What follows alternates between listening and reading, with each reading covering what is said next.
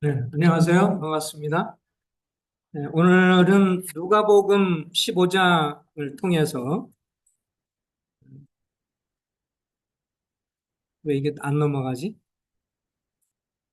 좀 도와줄래? 왜 이렇게 안 넘어가는 거야?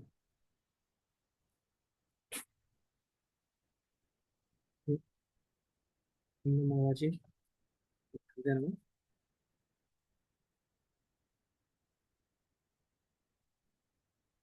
이거는? 이거는 뭐지? 네, 누가복음 15장에 우리가 잘 알고 있는 소위 탕자 비유라고 하는 말씀인데요. 같이 한번 읽어보겠습니다. 이거 좀 떠 있는 그 내용들 한번 보겠습니다. 시작. 어떤 사람에게 두 아들이 있는데 그 둘째가 아버지에게 말하되 아버지 재산 중에서 내게 돌아올 유산을 내게 주소서. 그래서 아버지는 두 아들에게 살림을 각각 나눠 주었다. 며칠 뒤 작은 아들은 자기 가진 것을 모두 가지고 먼 나라에 가서 거기서 방탕하게 살면서 그 재산을 낭비하였다. 그가 모든 것을 탕진했을 때 그 나라 전역에 심한 흉년이 들어 형편이 어려워지게 되었다. 이 이야기를 통해서 주님이 이제 이거는 이제 비유가 아니고 이야기예요. 그러니까 분명하게 내가 이것을 너에게 비유로 이룬다라고 비유로 말한다고 하지 않으셨고 그 사실을 얘기했기 때문에 실제로 있었던 이야기를 주님이 해 주십니다. 어떤 아버지가 있고 두 아들이 있는데 그 중에서 둘째가 어떻게 보면 좀 배은망덕하죠. 아들이 아직 아버지가 죽지도 않았는데 아버지 어차피 돌아가시면 저에게 줄 몫이 있을 거 아니에요, 유산. 그거 미리 주시죠. 굉장히 배은망덕한 놈이죠. 이거는 당시의 사회에서도 있을 수 없는 상황인데, 그럼에도 불구하고 이 아버지는 이 아들을 사랑했기 때문에 나눠서 큰아들, 작은아들 몫으로 나눠 주게 됩니다. 이 작은아들이 자기가 가진 것을 가지고 이제 먼 나라, 아마도 당시에서 먼 나라는 로마였을 겁니다. 큰 대도시가 있는 로마로 갔을 것이고, 거기 가서 방탕하게 생활하게 되고 돈을 유산을 이제 받은 게 있으니까 이것을 가지고 막 이렇게 저렇게 사용을 하게 되지요. 처음에는 친구들도 많이 생기고 뭐 돈 있는 걸 아니까 많은 사람이 붙었지만 시간이 지나면서 이것을 다 소비하게 되고 돈을 이제 다 쓰게 되지요. 그 모든 것을 탕진했을 때 그 나라 전역에 심한 흉년이 들어서 형편이 어려워지게 됐다 그랬어요. 이 아들이 가지고 있었던 지위를 한번 생각해 보면 아버지 집에서 풍족한 재산과 상속을 이어받을 아들로서의 지위와 영광이 있었고요. 또 아버지와 더불어서 친밀한 관계 속에서 행복한 생활을 했던 사람입니다. 이것을 영적으로 이렇게 생각해 보면 주님이 비유를 얘기하신 것은 이 이야기를 하신 것은 아버지와 아들 사이의 관계를 통해서 오늘날 우리도 하나님과 우리 사이의 관계를 주님이 이해하도록 하기 위해서 이것을 설명을 해 주시는 겁니다. 원래 우리는 하나님의 형상대로 지음받았기 때문에 영적으로 혹은 도덕적으로 영광을 소유한 사람이었고 하나님의 성품인 겸손, 온유, 순종, 진리, 신뢰, 사랑 이런 것들이 원래 있었던 사람이죠. 그런데 결국은 우리가 잘 아는 것처럼 에덴 동산에서 그 복락을 누렸던 우리 조상 아담과 이브가 결국 하나님께 불순종하게 되고 스스로 살게 되고 자기 스스로 삶을 살려는 독립을 선언하게 되면서 불행은 시작하게 되었습니다. 이 둘째 아들의 독립을 생각해 볼 때 그 아들의 아버지 집에서 떠났죠. 그는 이제 이렇게 생각했을지 몰라요. 아버지 집에서 누리던 복에 관해서 이거는 너무 내가 제한받는 게 아니냐 이런 생각을 더 했고 또 아버지와 함께 있으면 내가 마음대로 내가 하고 싶은 대로 쾌락을 즐기거나 이것도 못할 것이다라는 생각을 하게 되면서 아버지가 살아있을 때 그 재산을 달라고 하면서 배은망덕하지만 어쨌든 이건 말려서 되지 않을 거라고 생각했으니까 아버지는 그것을 주게 되었죠. 그것을 챙겨서 이제 아마 로마로 가게 된 것 같습니다. 아, 여기 보면 이사야서 53장 6절에 보면 우리는 모두 양 같아서 길을 잃고 제각각 자기 길로 흩어져가 버렸다 그랬는데 이 우주의 전체 우주의 특별히 이제 이 하늘에 있는 별들 있잖아요. 여기에 아주 특이한 사항이 하나 있는데 지금 우리는 지구가 사실 무엇을 중심으로 도나요? 태양을 중심으로 돌고 있죠, 그죠? 그래서 태양을 중심에 화성, 뭐 목성, 뭐 쭉 있고 그 중에 하나가 우리가 이 지구가 있는데 지구가 이 태양 중심으로 크게 이렇게 돌아가는 것을 보게 됩니다. 그래서 태양계라고 말하죠. 근데요, 이 태양계 참 특이한 원리 중에 하나가 지구가 만약에 이렇게 돌다가 이게 1년 한 번씩 돌잖아요. 그죠? 크게 돌면서 여기서 멀어지면 가을, 겨울이고 가까워지면 이제 이 봄이 되고 여름이 되는 거고 그래서 멀어지면 가을이 됐다, 겨울이 됐다. 이렇게 되면서 이 크게 이렇게 돌아가면서 뭐 봄, 여름, 가을, 겨울이 이제 형성이 되는데 지구가 이제 만약에 이렇게 생각해 본다고 생각해 봐요. 내가 왜 태양 중심으로 돌지? 내가 맨날 왜 태양 중심으로 이렇게 도는 거야, 이거? 내가 종살이 할 이유가 뭐가 있어? 태양 중심으로 맨날 이렇게 끝도 없이 이렇게 돌아갈 이유가 뭐가 있어? 라고 생각해서 내가 독립하겠다. 내가 태양과 상관없이 내가 독립해서 내 마음대로 좀 살겠다라고 해서 독립해서 튀어났다고 한번 가정을 해 보십시오. 그럼 어떻게 되는 줄 아세요? 자기 딴에는 독립이 됐기 때문에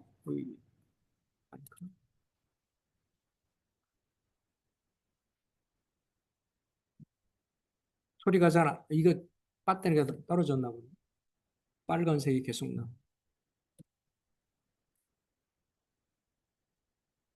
자기 딴은 독립을 했으면 우리 생각할 때는 독립했기 때문에 이제 지구가 생각할 때 독립했으면 내 마음대로 살 수 있을 거라 그렇게 생각하는데 이 천체의 대단한 원리가 또 동일하죠. 이 아이가 뛰쳐나왔으면 지구가 뛰쳐나오면 그 다음에 어떻게 되느냐면 이 태양계 여기는 은하계라서 엄청나잖아요.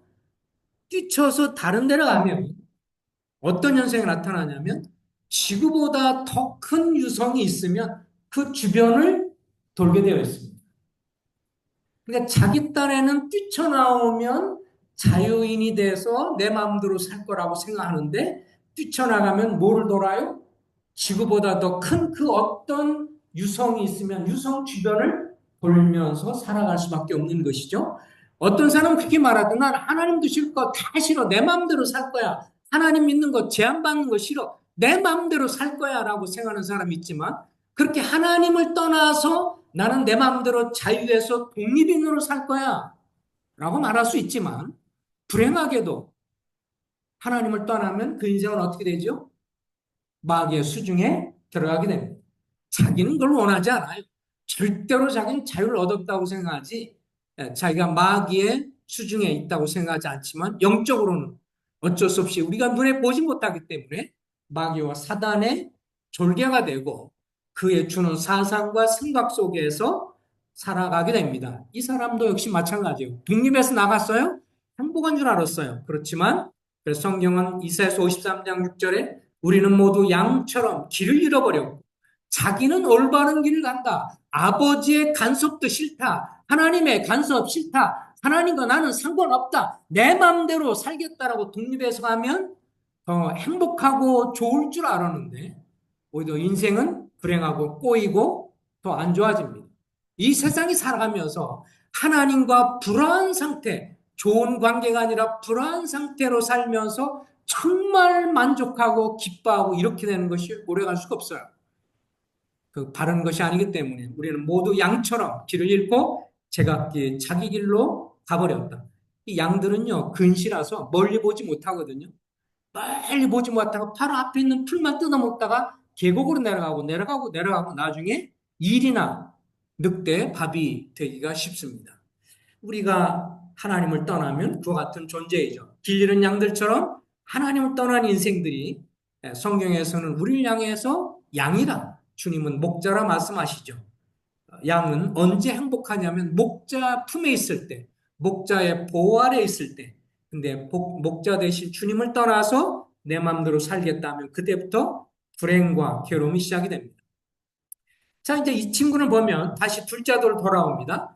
그래서 이 친구가 그 나라 사람들에게 일자리를 얻어서 아마도 로마 정도에서 들판에서 돼지를 치게 되었어요. 유대인들이 제일 혐오하고 싫어하는 것이 돼지라고 하는데 부정한 짐승이니까 끔찍하게 이 친구도 그런 생각이 많았을 텐데 워낙 그 자기 돈을 다 탕진해 버려서 몇 년 만에 탕진했는지 성경에 나와 있지는 않아요. 그러나 몇 년 되지 않아서 돈을 다 써버리게 됐죠. 일반적으로요, 자기가 열심히 일해서 번 돈은 쉽게 잘 안 쓰죠, 그죠? 근데 갑자기 큰 돈이 생기면 그게 이제 문제가 생기는 거죠. 그래서 뭐 우리가 뉴스에서 보지만 복권에 당첨된 사람 치고 어, 결말이 좋은 사람 별로 없어요. 갑자기 어느 날 몇십억이 딱 생겼다. 그러면 착실하게 잘 쓸 것 같지만 그렇지 않죠. 옆에 좋지 않은 친구들 투자하려고 그것 때문에 뺏기 위해서 덤비는 사람도 수도 없이 생기고 그래서 연예인들이 이렇게 불행한 사람이 많아요. 많이 돈 번다 생각하면 많이 붙잖아요. 그래서 사기 쳐먹기 위해서 엄청나게 붙어 먹는데 그 사기치는 사람이 우리 같이 평범한 사람은 뭐 몇 년마다 한두 명 올까 말까 하지만 이 잘 나간 사람들은 하루에 몇 명씩 오면 1년만 해도 몇백 명인데 그 중에 다 걸러낸다고 그래도 자기 생각할 때 괜찮다고 하는 사람한테 걸려먹어도 망하게 되고 결국 사기를 당하게 되기 때문에 우리 생각할 때는 왜 연예인들이 이렇게 사기당해서 맨날 철하나 그러는데 한번 작심하고 많이 달려든다 그러면 어떻겠어요? 여러분과 나를 향해.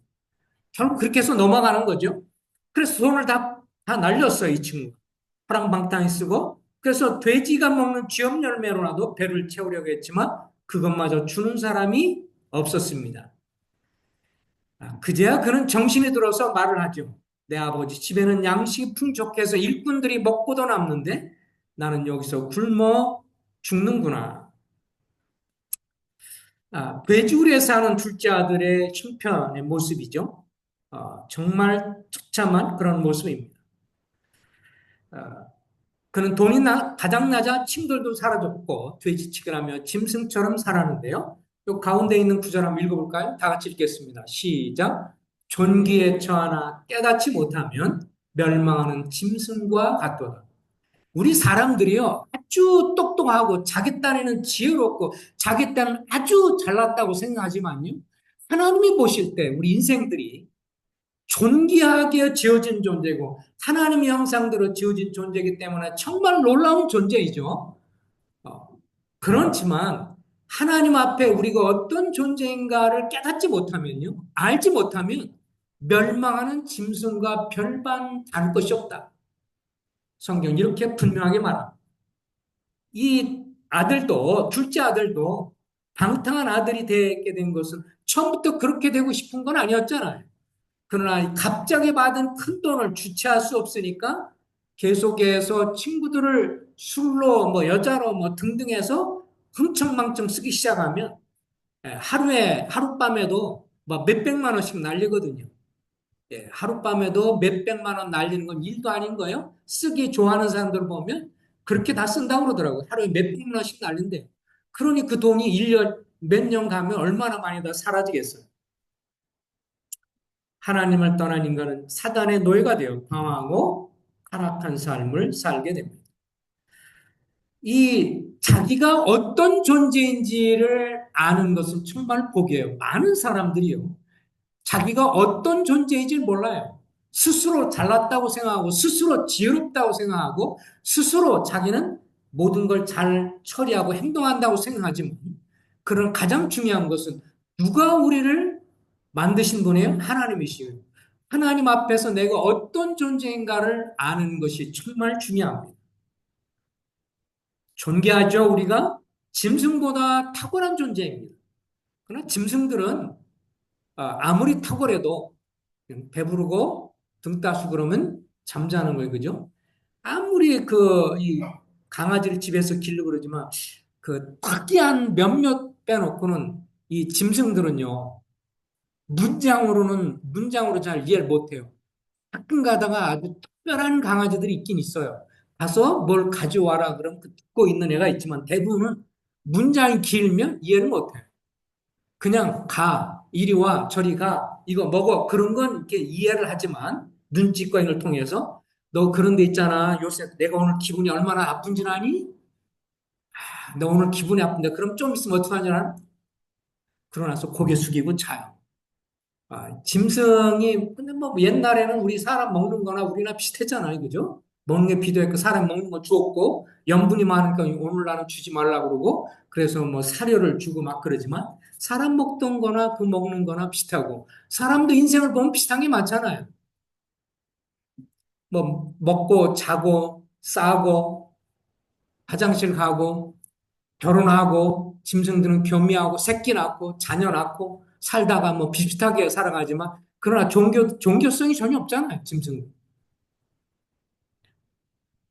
내가 매일 주인들 만나면 주인 꼬리를 보면서 내가 이렇게 꼬리 흔들 이런 짓을 내가 맨날 할 이유가 뭐냐? 견생이 너무 불쌍하다. 그러면서 자살하거나 이런 짐승들은 그런 게 없어요. 사람은 있잖아요. 하나님 앞에 존귀한 존재지만 깨닫지 못하는 멸망하는 짐승과 같다. 자, 성경에서 죄라고 얘기할 때 다시 한번 여기 한번 읽어보겠습니다. 시작. 내 백성이 두 가작을 행하였느니 곧 그들이 생수의 근원이 되는 나 하나님을 버린 것과 스스로 웅덩이를 받도다. 생명의 근원이 되신 하나님이에요. 전에도 계속 얘기했지만 하나님 앞에 하나님을 떠나서 아담과 이브가 하나님을 떠났던 가장 근본적인 것도 스스로 신이 되고 스스로 왕이 되고 스스로 하나님이 되려고 하는 거죠. 사탄도 하나님과 비기라 그런 교만한 것 때문에 내쳐졌고 그 교만의 영을 갖고 있는 사단이 아담과 이브를 또 유혹하면서 내가 선악을 알게 하는 나무 과실을 먹으면 내가 하나님처럼 될 거라는 말에 유혹을 받고 그 말을 믿고 불순종해서 범죄하게 되었고 우리도 태어나면서 동일하게 어떤 생각이 우리 속에 있어요? 밑에 보면 내가 하고 싶은 대로 할 거야. 나는 내 인생은 내 것이고 내 마음대로 내가 하고 싶은 대로 살 거야. 아무도 간섭하지 마. 나는 내 인생은 내 거야. 내 개성대로, 내 뜻대로, 내 마음대로 살 거야. 이것이 성경에서 말할 때 가장 근본적인 죄의 뿌리다. 하나님이 가장 혐오하는 죄는 바로 우리가 하나님을 버리고 스스로 하나님 혹은 신이 된 것이죠. 그래서 하나님 믿으라 그러면 뭐라 그래요? 하나님 믿어? 내 주먹을 믿지. 그러잖아요. 하나님 밥을 먹여주냐? 뭘 해주냐? 내 주먹을 믿지. 이렇게 하잖아요. 그것이 하나님이 가장 싫어하는 죄의 뿌리죠. 그래서 거기에서 이 죄의 뿌리로 인해서 온갖 열매가 맺어요. 이 둘째 아들이 아버지 품을 떠나서 이제 자기가 마음대로 살 때 자기가 뭐 파티도 열고 뭐 술과 여자와 막 하루하루 뭐 자기가 기분 내키면 한 사람 앞에 여자한테 100만 원 주고 막 500만 원도 주고 뭐 자기 돈 많으니까 유산이 굉장히 컸을 테니까 이렇게 즐기지만 자기 하고 싶은 대로 하지만 그 죄의 뿌리죠. 하나님을 떠나서 자기 마음대로 사는 우리 인생의 모습입니다. 그러니까 이 죄의 뿌리가 하나님을 떠나서 죄 원죄라는 것이 하나님을 떠나서 내가 주인이 되니까 우리 속에 이런 온갖 것이 있잖아요. 그죠? 우리 속에 뭐가 있어요? 공작은 뭐예요? 읽어보세요. 자랑. 그래서 자기를 자랑하잖아요. 사람이 그래서 세상에 뭐 여기 공원도 있지만 가서 보면 나이 든 양반들하고 이렇게 쭉 얘기하거나 뭐 그러면 순 자랑이잖아요. 그죠? 누구 자랑해요? 자식 자랑해요. 자기 자식이 이렇게 잘해주고 나를 이렇게 해주고 이 옷도 뭐 반지 있으면 이렇게 자꾸 보여줘요.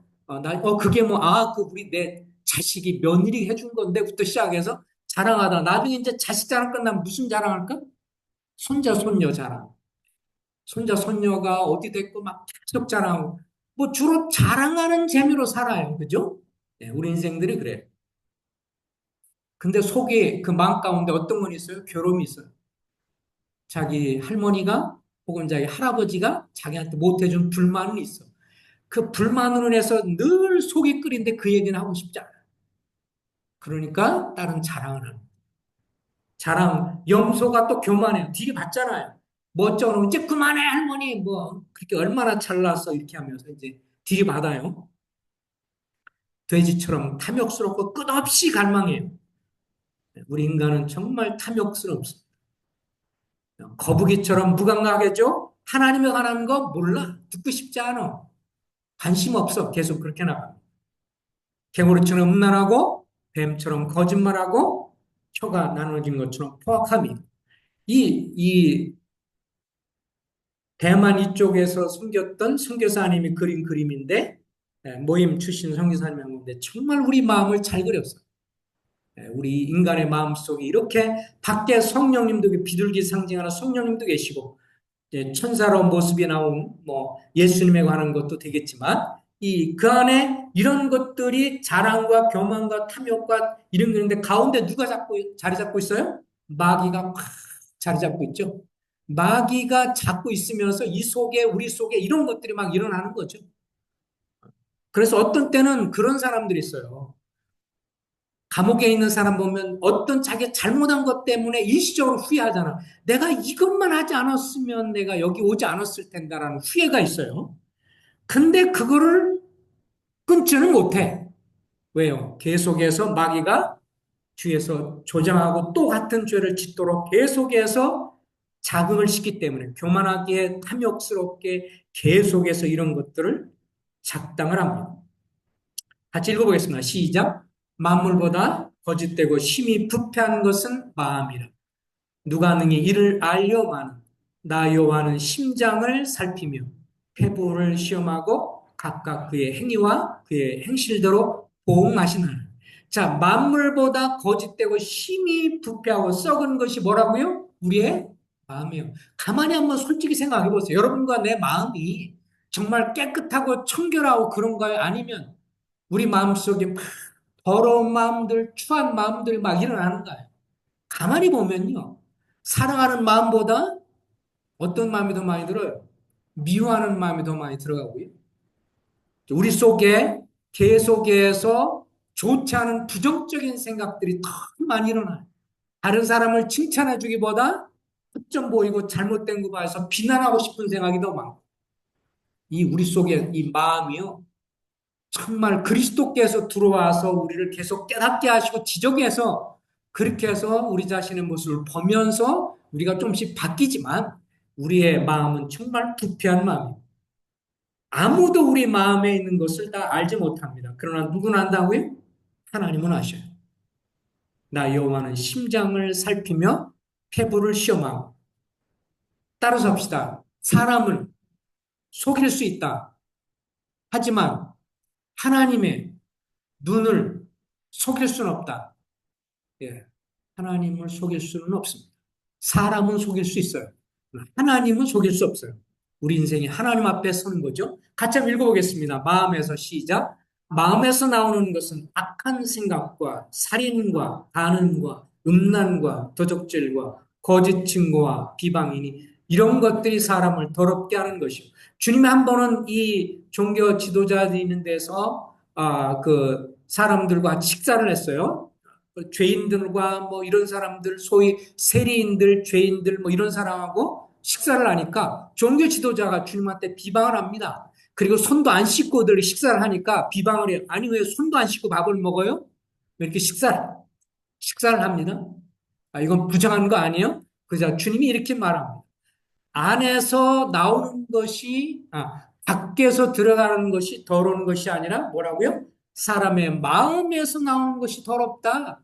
내가 손을 안 씻었다고 해서 그것이 약간 뭐 위생적으로 문제가 되지만, 그러나 영적으로 하나님 앞에서 문제될 건 하나도 없는데, 너희 마음이 더 타락한 것이다. 본래 너희 마음이 뭐야? 악한 생각이 일어나지 않느냐? 마음 가운데 누구를 미워해서 죽이고 싶은 살인의 마음이 있지 않느냐? 또 마음 가운데 음란한 마음이 있지 않느냐? 그리고 도적질하고 싶은 마음, 거짓말하는 마음, 다른 사람을 비방하는 것, 이런 것들이 내 마음에 있고 이것이 너를 더럽게 하는 것이다. 이것이 하나님 앞에 죄의 모습이다. 내가 하나님을 떠나서 내가 마음의 삶의 주인이 스스로 됐으니까 이런 죄의 열매들을 마음의 악한 살인과 미움과 그리고 음란함과 간음과 거짓 증거, 비방하는 거 이런 것들이 너 마음에 가득 차 있지 않느냐? 하나님을 떠나서 네가 지금 그것이 바로 죄다. 이렇게 주님이 지적을 해주는 겁니다. 배가 이렇게 가는데요. 배가 이렇게 가면 이 쭉 보면 지금 이 바닷가에 있는 이제 그 바예요. 이 둘 중에서 가하고 나가 있는데 둘 중에서 어떤 게 더 위험할까요? 배가 항해하는 데 있어서 가예요, 나예요? 예, 다른 사람이 아니고 나예요, 그죠? 예, 나예요. 이 가는 왜요? 뚝 튀어나왔잖아요, 그죠? 튀어나와서 딱 보면 저기 배로 운행하는 사람이 저 큰 바위가 있네, 암초 있네, 저거 피해갈 수 있는데 나는요. 이게 밑에는 엄청 큰 이 바위 덩어리고 그래서 뭐 이 굉장히 큰 건데 밑에는 큰데 위에 나와 있는 건 찰랑찰랑해서 물이 보일락 말락 그러니까 잘 안 보이니까 잘못하면 이걸 들이받으면 그것 때문에 긁히고 나중에 찢어져서 뭐 타이타닉 그 영화 실제로 있었던 거니까 타이타닉 배처럼 그렇게 긁히게 되면서 물이 들어가서 결국은 그때 당시에 침몰할 수 없는 폐라고 이렇게 자랑했지만 가장 영국에서 미국으로 가는 가장 최고로 크고 그리고 가장 훌륭하게 잘 만든 배라고 칭찬했지만 첫 번 여행하면서 그죠? 이 아이스버그에 그야말로 그 얼음 덩어리에 찢어지게 되면서 결국은 침몰해서 수천 명이 죽었잖아요. 주변에 가 같은 사람은요, 누구냐면, 누구나 볼 때 다 죄인이라고 인식되는 사람이에요. 가는. 그러니까, 주변에서 볼 때, 아우, 저 사람, 뭐 말할 것도 없어.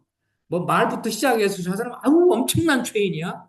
그래, 남도 알고 자기도 알아. 그래, 나 원래 더러운 놈이야. 이렇게 말하는 사람이 있어요. 나 원래 지랄 같은 놈이야. 이렇게 말하는 사람이 있어요. 자기가 성질이 개빠고 더럽다는 걸 너무 잘 알아. 그런데 이런 사람 예수 믿는 게 어떻게 보면 쉬울 수 있어요. 왜냐하면 자기가 죄인인 것은 아니고. 그런데 아무 말도 안 사람들 앞에 아무 말도 하지 않고 나처럼 그래 나만 같으면 되겠지 이렇게 하는 사람 그죠? 나 정도면 되는 사람. 그래서 자기 의의가 있어요. 나는 그래도 준법 정신이 있고 나같이만 살라고 그래. 법은 나 같은 사람은 필요 없는 사람이야. 아무도 안 봐도 나는 의롭게 살려고 애쓰는 사람이. 그래서 자기 딴에는 의의가 많고 자기 딴에는 선하고 자기 딴에는 착한 사람들 이런 사람들이 사실은 하나님 앞에서 뭐예요? 하나님 앞에서 더 문제인 거죠. 분밖에 더 힘들어요. 더 위험한 게 뭐예요? 나잖아요. 그죠? 조금만 그래서 죄인이 자기가 큰 죄인이라고 생각하지 않고 나는 이 정도면 괜찮다라고 하는 자기 의 자기가 의롭다고 생각하고 자기가 괜찮다고 생각하고 이런 생각을 많이 하는 사람일수록 구원받기가 힘들어요. 주님 뭐라 그랬어요? 내가 세상에 온 것은 의인을 찾아 구원하러 온 것이 아니고 죄인을 찾아서 오기로 했다. 오시려고 했다. 그랬어요. 하나님은 주님 앞에서 내가 더러운 자라는 것을 솔직히 고백하는 사람. 근데 지금 복음을 전해보거나 이렇게 보면요. 어떤 사람은 끝까지 이걸 인정하지 않는 사람이 있어요. 아주 교만하게요. 자기는 그래도 내가 잘한 게 있는데, 내가 교회 생활을 몇 년을 했는데, 구원 받으셨습니까? 예수님 믿으십니까? 그럼 뭐냐 하면, 제가 장로입니다. 장로세요? 제가 장로를 열심히 섬겼습니다. 그러니까 내가 장로인데, 구원 받는 것은 당연하다 이거죠. 장로라고 해서 구원 받았다고 하는 보증이 없는데, 그리고 자기 딴에는 그렇게 열심히 교회 생활도 하고 그렇게 한 사람이라는 걸 강조하는 건데, 그래서 이런 사람이 뭐예요? 나 같은 사람이에요. 위에서 죄는 조금밖에 안 드러나, 겉으로 볼 때는 조금밖에 안 드러났지만, 주님은 뭐를 보세요? 우리 마음과 생각을 다 보니까 이 밑에 있는 거, 그죠? 위에 조금 나온 거 말고 밑에를 다 보시는 분이 주님이기 때문에, 그래서 주님 앞에 이렇게 자기 딴에는 조금밖에 죄가 없다고 생각하지만 사실 엄청난 죄를 가능성을 갖고 있는 건데 스스로는 괜찮다 생각하니까 별 문제 없다고 여기는 거죠. 하나님 우리를 창조한 목적은 하나님을 알고 하나님을 믿으면서 하나님이 누리는 복락을 영원한 복락을 함께 누리는 건데 그것이 하나님의 창조 목적이에요. 그냥 이 땅에 살다 재밌게 즐겁게 살다 죽으면 끝이 아니라 여기는 잠시 있는 인생이고 기껏해야 100살도 못 사는 인생이고 그 이후에 하나님의 형상대로 지어서 하나님이 영원한 하나님인 것처럼 우리도 영원한 세계에서 복락을 누리도록 창조하는 것인데 그것이 하나님이 우리를 창조한 목적이에요. 근데 우리가 하나님의 창조한 목적을 모르고 거슬러 살면 문제가 생깁니다. 만약 우리가요, TV나 냉장고가 있어가지고 고장나서 이제 수리센터에 가가지고 여러 차례 가는데도 계속해서, 이게, 가서 수리를 받았는데도 또 문제가 되고 오작동이 되고 정상 작동이 안 되면 나중에 끝에 어떻게 해요? 끝까지 몇 번을 고쳤는데 아까워서 그리고 내가 정이 드는 제품이라서 끝까지 했는데도 또 문제가 생기면 그때 어떡하죠? 이제 버려야죠. 하나님이 우리를 창조해서 주님의 뜻을, 그 하나님의 뜻을 무시하고 자기 마음대로 계속 살면 어쩔 수 없이 사단과 함께 형벌을 맞는 곳으로 가도록 허락하죠. 자, 같이 읽어보겠습니다. 시작. 지옥, 게한나, 쓰레기장. 예, 그 헬라어로는 우리 성경에는 지옥이라고 나오는 게 게헨나라고 하는데 그렇게 원어는 쓰였는데 그 뜻은 뭐냐면 쓰레기장이다 그런 뜻이에요. 그러니까 전자제품이라든지 냉장고, 뭐 세탁기 이것도 계속 고쳐서 씀에도 불구하고 원래 목적이 뭐예요? 세탁기는 세탁을 해야 되는 거고 냉장고는 계속해서 불이 들어와서 우리가 갖고 있는 모든 음식을 썩지 않게 부패하지 않도록 차갑게 잘 유지해 줘야 되는 건데 그 정상 기능을 못하면 아무리 수리해도 그렇다면 결국 버릴 수밖에 없는 것처럼 하나님이 우리를 창조한 목적은 주님을 알고 그분을 믿음으로 말미암아 하나님 나라의 영광을 누리도록 창조했는데 그것을 거역하고 계속해서 받아들이지 않고 믿지 않고 하나님의 주권을 인정하지 않고 내가 계속 마음대로 살면 어디로 가요? 따라잡시다. 마지막은 쓰레기장, 지옥이에요. 근데 지옥은 무서운 게요. 여기는 한 번 들어가면 나올 수 없다는 거예요. 그리고 거기는 이 지옥이라는 게 무서운 것은 여기는 어둠에서 이를 박박 깔면서 성경에 보면 항상 이를 간다고 그랬어요. 왜 그럴까요? 후회하면서 이를 가는 걸 거예요. 그죠? 내가 진작 믿었을 걸, 그들이 전하는 말을 받아들일 걸, 이렇게 후회하면서 자기 인생을 저주하면서 이를 박박 가는 것. 그리고 이 지옥은 검은색의 이 어둠이라고 그랬어요. 제가 한번 포항에 가서 말씀을 전한 적이 있는데, 지옥에 대한 것을 얘기하자 다 끝나고 나서 이제 상담하면서 한 형제가 오더라고요. 오더니, 오늘 그 복음 말씀 들으면서 제가 소방수이기 때문에 공감이 더 많이 됐습니다. 그러더라고요. 그러면서 하는 말이, 소방관으로서 자기가 이렇게 불이 나고 그랬을 때, 출동할 때, 이제 포항 같은 데는 이제 막 공장 이런 게 많거든요. 공장 지대가 많고, 거기도 산업단지도 많고 막 그러기 때문에, 뭐라고 그러냐면 제일 무서운 게 유황 공장입니다. 그러면서 여기 성경에 보면 불과 유황으로 타는 못에 지옥불에 던절이라고 그러는데 유황 공장 같은 데서 불이 나는 것을 가장 두려워합니다. 왜냐하면 거기는 유황의 온도가 불타는 온도가 막 2, 3천 도 이상이래요.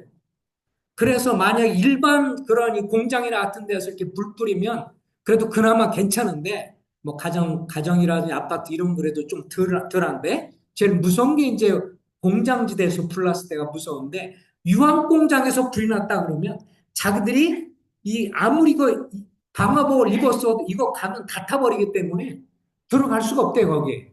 그래서 자기들이 할 수 있는 것은 유황 공장 주변에 다른 그런 주변에 있는 집이나 공장들이 타지 않도록 거기에 물을 뿌리는 거지 접근할 수가 없습니다.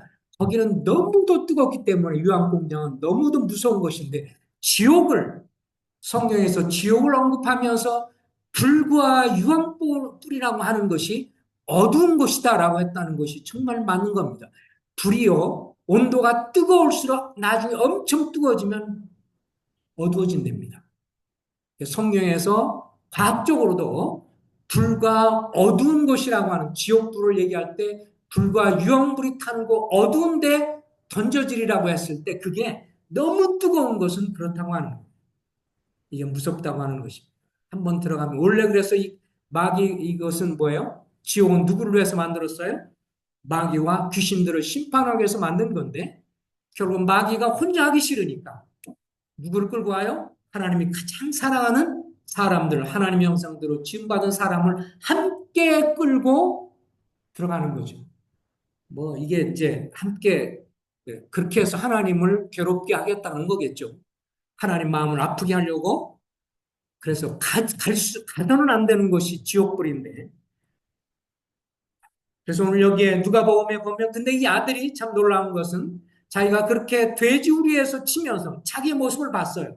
그리고 자기 아버지 집에서 누렸던 복을 생각했어요. 그것이 얼마나 귀한 것이었나. 그래서 이렇게 고백을 합니다. 같이 읽어보겠습니다. 시작. 아버지, 제가 하늘과 아버지께 죄를 지었습니다. 저는 더 이상 아버지 아들이라 불릴 자격이 없으니 그저 하나님의 일꾼으로나 삼아 주십시오. 그리고 아들은 일어나 아버지에게로 갔다. 아들은 멀리 있는데 그 아버지가 아들을 보고 불쌍히 여겨 아들에게 달려가 그의 목을 껴안고 입을 맞췄다. 이 누가복음 15장에 나온 이야기가 정말 너무 감동적입니다. 이 아들 입장에서 이제 자기가 너무 돌아가는데 부끄럽고 죄송스러운 거예요. 아버지한테 돌아가시기 전에 배은망덕하게 정말 싸가지 없게 뭐를 요청했어요? 아버지 돌아가신 줄목 미리 주세요 해서 땡겨가지고 갔던 놈인데 그거 다 써버리고 다시 아버지 집에 간다는 게 너무 부끄러워요. 그렇지만 생각해보니 거기 있는 종들보다도 내가 못하다. 우리 집에 아버지 집에 있는 일하는 일꾼들보다 못하다. 그걸 여기면서 그래도 아버지 집에서 먹고는 살아야겠다 싶어서 꾸역꾸역 기어서 가려고 작정을 합니다. 그런데 놀라운 변화가 있죠. 여기에 누가 아버지가 어떻게 했어요? 아버지는요, 아들이 나간 이후로 그 다음날부터 아마도 매일같이 자기 마을로 돌아가는 곳을, 돌아오는 길목을 쳐다보면서 돌아오기를 기다렸다고 하는 것입니다. 안 그러면 아들이 갔을 때 어떻게 알아볼 수 있겠어요? 먼저 보고 뛰어가서 당길 수 있었던 거는 아들이 나간 이후로 계속해서 매일같이 하루도 빼놓지 않고 다시 돌아올 날 특별히 저녁 때쯤 되면 오늘 이 밤에도 찾아올까 생각해서 저녁쯤 되면 밖에 나가서 돌아온 길목을 쳐다보고 한동안 있다가 어두워지고 그럼에도 불구하고 오지 않을 때 실망하는 마음으로 다시 집으로 돌아왔을 아버지였습니다. 아버지는 끊임없이 집을 나간 다음부터 돌아오는 것을 고대하고 기다리고 또 기다렸기 때문에 그 아들이 올 때 그를 기쁘게 맞아주는 겁니다. 이 아들이 생각했잖아요. 내가 여기서 이게 뭔가? 그러면서 자기의 꼴을 돼지와 같이 먹는 거 먹으면 그것도 먹을 것이 충분하지 않으니까 내가 이래서는 안 되겠다 싶어서 이제 결단하고 가게 되는 것이죠. 자, 여기 한번 잘 보십시오. 이 아들의 모습에서 우리가 중요한 교훈을 냈습니다. 사도행전 20장 21절 다 같이 읽어볼까요? 시작. 하나님께 대한 회개와 예수 그리스도께 대한 믿음을 증가한 것이라. 우리가 하나님을 믿고 구원받으려면 첫 번째는 회개가 있어야 돼요. 회개는 뭐냐면 돌이키는 거예요. 하나님, 내가 지금까지 내 마음대로 내가 주인이 돼서 하나님 없이 사는 죄를 자백합니다. 용서해 주십시오. 그리고 나 같은 자가 지옥에 가야 하는데 내 같은 자가 한 번 꺼지지 않는 그 무서운 지옥에 들어가서 끝없는 고통을 당해야 되는데 주님이 나를 사랑하셔서 나 같은 자를 용서하신 것을 내가 이제 믿습니다. 그러면서 회개하고 예수 그리스도를 믿을 때 진정으로 구원을 받을 수 있습니다. 여기에 방탕한 아들은 전인격적인 회개를 했어요. 자, 지성적으로 자기 생각에 뭐 있어요? 내 아버지 집은 얼마나 풍족한가 생각한 거예요. 아, 하나님 나라는 정말 하나님의 용서가 있고 하나님의 자비가 있는데 하나님은 사랑과 긍휼의 하나님이신데 내가 갔다 와서 나를 쫓아낼 뿐이 아니구나 라고 하는 것을 알았고요. 감정적으로 내가 여기서 굶어 죽는구나. 자기에 대한 인식을 하게 되면서 의지적으로 이제 내가 스스로 돌이켜 가니라. 하나님은요, 따라서 합시다. 하나님은 내가 자원하는 마음으로 주님께로 오는 것을 기뻐하신다. 다른 사람이 강요해서 뭐 복음을 들으라고 그러고 빨리 나오라고 그러고 막 전화하고 뭐 빨리 나오라고 자꾸 얘기해서가 아니라 그 뭐 와주는 경우고요. 그죠? 와주는 거야. 그죠? 하도 오라고 그러니까 안 오면 힘들어하고 식구들이 힘들어하니까 어쩔 수 없이 와주는 거. 어떤 분은 믿어주기도 해. 그죠?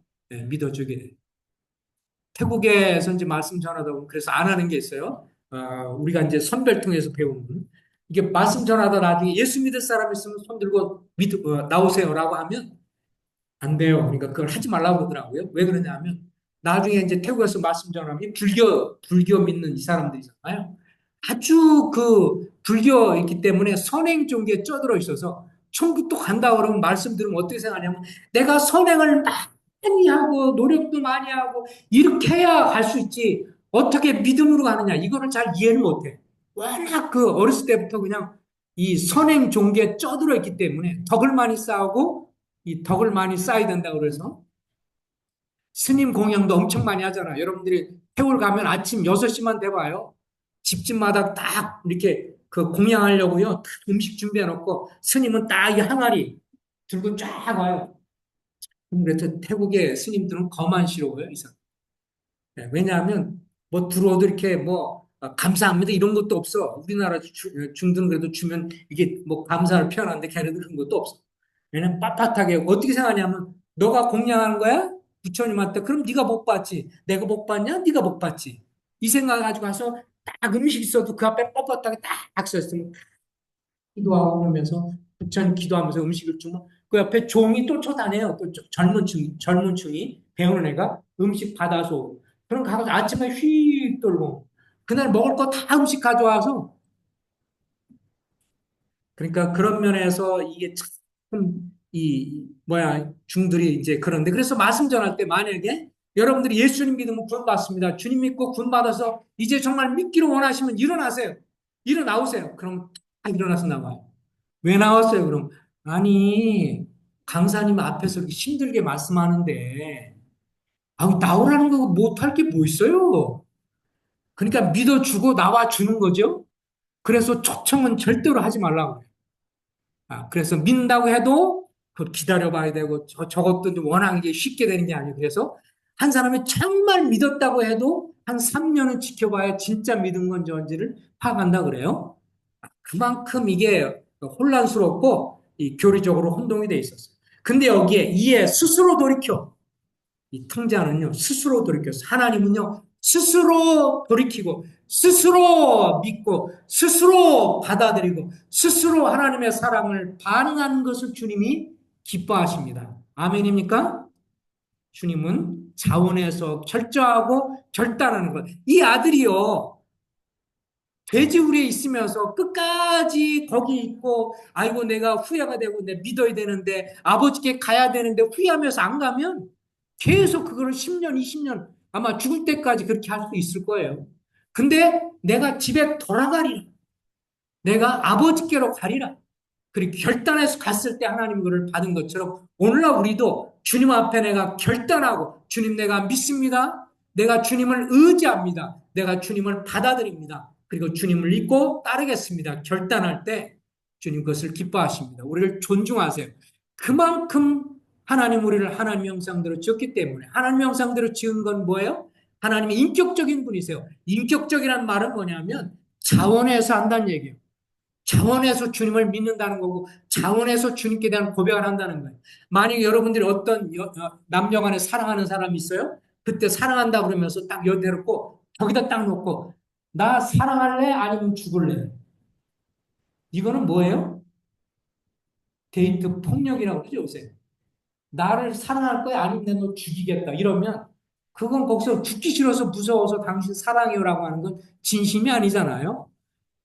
진정한 사랑은 마음에서 우러나오는 것이 되는 건데 하나님 앞에서도 똑같아요. 주님 우리가 주님 믿는다고 할 때 억지로 옆에서 자꾸 누가 부추켜서 일어서 믿는 거는 주님 다 아세요. 그럼 그 안에 마음에 주님이 역사하지 않으세요. 차원하는 심령으로 주님 내 믿겠습니다. 주님은 그렇게 결단할 때까지 기다리시고 그걸 존중해요. 왜요? 따라섭시다. 내가 하나님의 형상대로 지음받았기에 주님은 나의 결심을 존중하신다. 내가 믿기 싫으면요, 아무리 그럴지라도 안 되는 거예요. 근데 내가 어느 날 부족할지라도 내 주님 믿겠습니다. 주님 받아들이면 이러면 어떻게 해요? 주님이 도울 주시는 거죠. 그래서 주님 앞에 용서를 빌었고요. 아버지, 내가 하늘과 아버지께 죄를 지었으니 지금부터는 아버지 아들이라 자격이 없습니다. 밖에 나갔던 이 아들이요. 아들이 오늘 보는 것을 기다리고 기다리고 기다렸던 아버지죠. 그래서 결국은 아버지가 어떻게 합니까? 누가복음 15장 20절 이하에 보면 아버지는 종들에게 이르되 제일 좋은 옷을 내어다 입히고 손에 가락지를 끼우고 발에 신을 신기라. 그리고 살찐 송아지를 끌어다가 잡으라. 우리가 먹고 즐기자. 이 내 아들은 뭐라고요? 같이 읽겠습니다. 죽었다가 살아났으며 내가 잃었다가 다시 얻었노. 아직 멀쩡하죠? 육신적으로는 아직은 죽지 않았으니. 그러나 영적으로는 아버지와 관계를 끊어줬으니 사실 죽은 거였고 소식도 없고 죽은 자 같았어요. 하나님 앞에서도 마찬가지. 우리 몸 멀쩡해요. 하나님 안 믿어도 주변에 길 보면 멀쩡한 사람 얼마나 많아요. 건강해 보여요. 겉으로는 그래요. 하나님과 상관없으면 그 사람 뭐예요? 죽은 사람이에요. 하나님 앞에서. 예수 그리스도를 믿고 구원받아서 예수님 믿고 그 안에 성령님이 들어가야 살아있는 사람이 돼요. 그가 정말 순전한 마음으로 자기 죄를 깨닫고 자기가 회개하고 그리스도를 믿었을 때 주님이 누굴 보내주세요? 성령이 그 안에 들어가요. 정말 순전하게 믿는 사람 속에 하나님의 성령이 들어가고 성령이 들어가면 그 다음부터 그의 삶이 조금씩 바뀌기 시작을 합니다. 주님 믿는 거 싫던 것도 이제 감사가 되고요. 그 안에 성령이 들어가면 하나님 믿는 사람들 만나는 거 두렵지 않고 이제 꺼려지지 않고 좋아지고요. 하나님 믿으면 이제 성경 말씀 들으면서 깨달음도 있고요. 그 안에 성령이 들어가면 마음에 주님이 자기를 죄를 용서하신 것에 대한 주님 앞에 감사가 있고요. 성령이 들어갔을 때 확실히 우리가 뭘 할 수 있어요? 하나님의 자녀를 할 수 있는 거예요. 예수님 믿는다고 고백을 할 수 있습니다. 근데 예수님 믿는다고 고백하지만 정말 그것이 순전하고 주님 앞에 자기가 죄인인 것을 정말 깨닫고 주님이 십자가에 죽으시고 돌아가셔서 그 주님을 내 삶의 주인으로 모실 때 그 사람이 하나님의 자녀가 되죠. 주님 우리를 위해서 이렇게 죽으셨고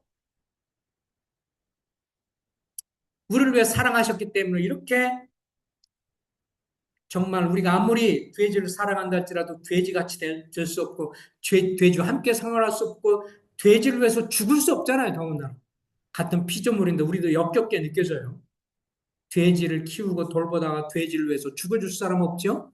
근데 하나님은 창조주이면서 죄악의 냄새를 풍기는 우리 같은 자를 위해서 기꺼이 생명을 내주고 그렇기 때문에 같이 우리가 시작 우리가 아직 죄인 되었을 때 그리스도께서 우리를 위하여 죽으심으로 하나님께서 우리에 대한 자기의 사랑을 확실하게 보여주셨는데 내가 아직 죄인 되었을 때 그리스도께서 나를 위해서 여러분을 위해서 죽으심으로 하나님께서 우리에 대한 자기의 사랑을 확실히 보여주셨다. 친히 나무에 달려 그 몸으로 우리 죄를 담당하셨으니 이는 우리로 죄에 대하여 죽고 의에 대하여 살려야 합니다. 그 채찍에 맞음으로 너희는 나음을 얻었다. 그래서 주님이 십자가에 죽고 부활하셨는데요. 한 가지 이야기를 하고 이제 말씀을 마무리하려고 합니다. 고대 모나코에 이 프랑스라든 유럽 쪽에 있는 조그만 나라예요. 왕자 이야기가 있습니다. 이때 당시 한 고대 모나코 아버지가 이제 왕이셨는데 하나밖에 없는 왕세자가 있었어요. 그런데 이제 그때 당시만 해도 술이 들어오게 되면 이것이 문제가 된다는 걸 알았기 때문에 술 빚는 걸 허락하지 않았고 그래서 이 모나코 왕국에서는 술을 판매를 금지시켰습니다. 이 아버지가 볼 때 이게 국민과 나라를 어렵게 한다는 걸 알았어요. 근데 나중에 시간이 지나면서 어느 날부턴가 뭔가 신하들이 뭔가 얘기를 하는데 이 왕이 지나가면 뭔가 쑥덕쑥 하다가 갑자기 그 왕이 오면 아무 말도 안 하고 막 고기만 수그리고 있어요. 그 보니까 뭔가 쑥덕쑥 하는 것 같은데 말은 안 해요. 그러니까 이제 왕이 화가 났어요. 분노가 일어나가지고 신하들 불러서 너희가 왜 내가 할 때마다 뭔가를 얘기하다 멈추느냐? 도대체 뭐를 숨기고 있느냐? 이실직고해라. 그랬더니 이제 신하가 덜덜 떨면서 이렇게 말을 합니다. 왕께서 우리에게 금주령을 내린 것을 우리가 잘 알고 있고, 왕이 이 나라에 크게 해가 되는 걸 알기 때문에 금주령을 내리면서 지휘고하를 막론하고 누구든지 술을 먹거나 술을 즐기고 이렇게 돼서 문제가 되면 지위고하를 막론하고 중형에 처해겠다고 했는데 너무도 황송하옵게도 왕자님께서 무슨 왕자예요? 왕세자예요. 다음 대를 이을 왕세자가 술을 먹고 파티를 하고 이런 것이 계속 되고 있었다는 것을 신하들이 얘기하는 거니까 말도 못하고 괴로운 거죠. 왕이 너무 분노가 일어났어요. 그래서 당장 그 왕자를 왕세자를 잡아들여 그래서 잡아들였어. 그러고 나서 이제 아버지가 이제 고민이 됩니다. 왜 그랬어요? 이미 칙령을 발표해서 모든 나라 전역에 지위 고하를 막론하고 술을 먹고 그렇게 술을 즐기는 자는 중형에 처해겠다고 말을 했는데 근데 이제 아들이 왕세자고 자기 다음을 이어서 왕의 등극을 할 사람인데 얘를 중형으로 처벌을 하면 문제가 되잖아요. 그래 아버지가 그래도 나라에 기강을 세우니까 어떻게 해요? 며칠 날 몇 시에 하겠다라고 딱 발표를 했어요. 그러고 나서 사람들이 구름대처럼 조그만 왕국이니까 구름대처럼 사람들이 처형장 그 대광장에 모여들었어요. 유럽에 가면요 주로 광장들이 많이 있습니다. 왜냐하면 그때 당시 무슨 처벌을 하거나 왕의 칙령을 발표하나 그럼 사람들이 듣기 위해서 몰리는 장소가 이 대광장이에요. 광장에다 모였어요. 사람들이 두 부류로 나눠지고 하나는 어찌 왕께서 왕세자를 처벌하겠는가? 다음 대를 이을 사람인데. 그래도 한쪽에서는 아니야. 그래도 왕이 지금까지 행하신 걸 보면 분명히 정의대로 실천하실 거야. 아니야. 그럴 수 없어. 서로 막 불로 나눠서 막 반신반의하고 서로 싸우기도 하고 막 의견이 분분한 거야. 근데 딱 그날 돼가지고 보니까 거기에 어떻게 됐냐면 앞에 무릎 꿇려 있고요. 이제 왕세자가 무릎 꿇려 있고 뒤에 포박이 된 상태였고, 그리고 그 앞에는 뭐가 있었냐면 뜨겁게 불에 타고 있는 인두가 두 개가 있었어요. 뜨거운 불이 펄펄 끓는데 거기에 인두가 두 개가 있는 거예요. 이 사람들의 중요한 뭐냐면 눈을 이제 찔러서 사실 보지 못하게 하는 중형입니다. 얼마나 끔찍한 거예요. 그래서 이제 그걸 딱 들고 그래서 처형해라라고 말합니다. 그러니까 뭐 북첩시 하니까 사람들이 너무 놀란 건데 가서 이걸 처형하는 처형관이 집행관이 가서 그 뜨거운 거를 인두를 들고 가가지고 그러니까 이 아들이 어떻게 하겠어요? 아버지 앞에 막 소리 지르면서 소위 말해서 아바마마 살려달라 그러면 소리 지르면서 막 비명을 지르고 막 그러는데 가가지고 딱 잡고 어떻게 해요? 인두를 눈에다 푹 찔러넣었어. 그러니까 지글지글 타면서 눈이 이제 완전히 타버린 거죠. 그러고 나서 두 번째 들어서 딱 이제 들려고 하니까 그때 왕이 어떻게 했어요? 잠깐만 멈추게 합니다. 그리고 자기의 왕관을 벗어놓고 뛰어내려가서 그것을 나한테로 줘라. 그래서 그걸 잡고 한눈으로 자기를 찔. 그러고 나서 뭐예요? 아들도 하나 찔려서 눈에 뜬 것 같고 기절했고요. 왕도 그걸 자기 눈에 찌르면서 왕도 기절했어요. 고통이 너무 쓰러져. 그러면서 마지막 쓰러지면서 이 말을 했어요. 이제 됐다. 두 눈을 처형할 거 아니에요? 근데 두 눈을 처형하면 이 완전히 봉사로서 나라를 통치할 수 없잖아요. 그래서 이 왕자는 애꾸는 왕자였고 나중에 왕이 돼서 훌륭하게 나라를 다스렸다고 합니다. 하나님이 우리를 구원하시는 방식이 이거잖아요.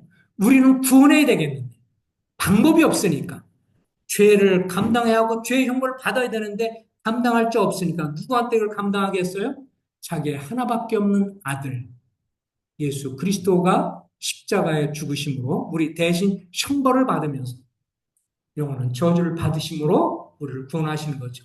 제가 언제 한번 얘기했는지 모르지만 제 큰아들이 어렸을 때 한 달 정도 됐을 때 한양대병원에 폐렴으로 입원해서 그래서 계속해서 의사들이 그 그 찔려고 하는데 찾질 못하는 거 팔뚝에 너무 이게 한 달밖에 안 되는 아이니까 이 저기 뭐 혈관을 찾지 못하니까 나중에 오다 이마를 밀어서 여기도 찾는데 그날 제가 그때 기독지회사 기독교 출판사 근무할 때인데 이제 이 한양대역에서 그 밤에 같이 있었고 거기서 침대에서 그냥 옆에서 잤고 그리고 아침이 돼가지고 이제 제가 그 이제 출근을 해서 전철 타고 이제 출근을 하려고 하는데 그 아침에 이제 미리 시작을 하더라고요. 그래서 간호사가 몇 명 있고요. 간호사가 있고 그 의사가 이제 찔려고 하는데 우리 자매 보고 애 머리를 잡으래.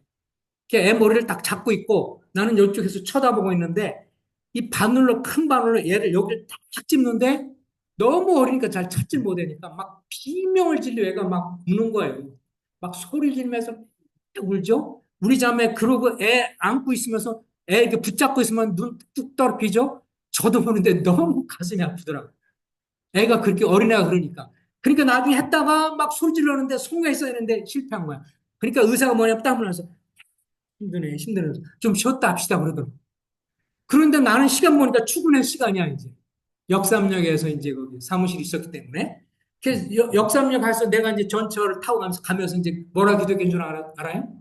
하나님, 정말 그 애가 너무 어린데 저 바늘 찌르는 거 지금 몇 번 했는데 실패했어요? 너무 아버지로서 괴롭습니다. 이번에 한 번만 찍어서 성공할 수 있게 해주십시오.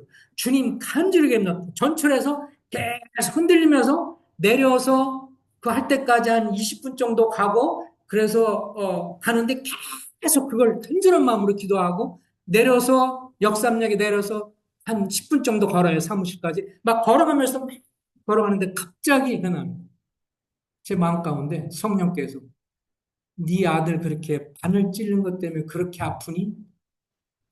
그게 팍 들어왔어. 그러면서 주님이 나한테 뭘 키우는 나는 내 아들이 십자가에서 그렇게 저주받으며 고통당해. 너는 네 아들 바늘 하나 찌는 것 때문에 그렇게 아픈 그거를 막 느끼면서 제가 펑펑 울었습니다. 그래서 주님 앞에 회개했어요. 주님, 죄송합니다. 저는 제 아들 바늘 하나 찔리는 것 때문에 이렇게 간절하게 울면서 기도했는데 주님, 저 같은 우리를 위해서 그 몇 시간 동안 저주를 그거에 대한 생각을 제가 별로 하고 있습니다. 아버지, 출근한 데까지 계속 울면서 갔습니다. 그때 아버지 하나님의 마음을 조금 이해했어요. 하나밖에 없는 가장 사랑하는 아들을 우리의 죄 때문에 십자가에서 그 저주와 온갖 저주와 채찍과 이거 맞는 걸 그걸 다 보시면서 등을 돌릴 수밖에 없었던 것은 죄를 알지 못하시는 분이 우리 죄를 대신에 흉벌 받으시면서 우리로 그리스도 안에서 하나님의 의가 되고 우리 죄를 용서하기 위해서 그것을 감내했다고 하는 것에 대해서 그때 그걸 보면서 감사합니다. 그래서 참 막 울면서 많이 주님 앞에 자백을 했습니다. 근데 참 주님이 자비하시죠. 미안해서 나중에 전화해봐. 어땠냐고 그랬더니 번에 한 번에 송구했다. 주님의 사랑 기도하겠습니다. 아버지 하나님의 전량한 사랑을 생각할 때 찬송을 올립니다. 저희 같은 자 하나님 모르고 하나님도 대적하고 하나님과 상관이 없이 살던 저희들이었는데 저희들이 그렇게 살다가 한 번 들어가면 나올 수 없는 끔찍한 지옥으로 들어가야 하는 주님 그것을 알기에 하나밖에 없는 가장 사랑하는 아들을 저희를 대신해서 십자가에 그것도 몇 시간이나 모진 고난과 채찍질과 저를 대신해 저주를 받으신 그 주님 그 주님의 저주받으신 그 은혜와 사랑 때문에 십자가의 공로 때문에 저희가 오늘날 그리스도를 믿음으로 하나님의 자녀가 되고 영원한 지옥의 형벌에서 하나님의 영광의 나라에 들어갈 수 있는 복을 허락해 주신 것을 생각할 때 찬송과 감사를 드립니다.